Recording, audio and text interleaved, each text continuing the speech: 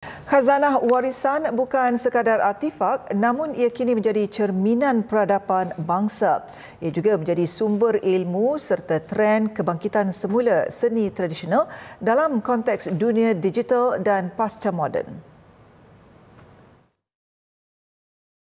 Bagi memperkukuhkan kefahaman tentang nilai dan falsafah yang terkandung dalam warisan Melayu, Universiti Putra Malaysia UPM menganjurkan simposium antarabangsa untuk memperlihatkan warisan Melayu sebagai cermin kearifan bangsa yang wahana ilmunya perlu diteroka, dihayati dan dikomunikasikan dalam konteks dunia moden.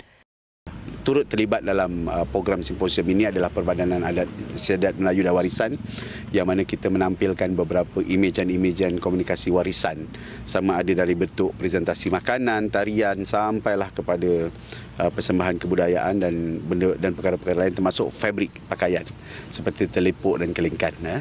Dan ini adalah memang asas kepada cita-cita padat supaya kita boleh gazetkan adat warisan ini sebagai warisan masa hadapan dan dalam pada masa yang sama dapat dikembangkan kepada masyarakat dan komuniti pada hari ini dan pada masa depan.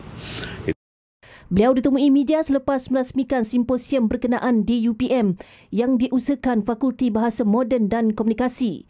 Simposium ini juga memberi penekanan terhadap peranan media baharu sebagai platform untuk memperaga dan mempopularkan semula kearifan tempatan agar warisan Melayu terus hidup dan relevan dalam arus dunia digital.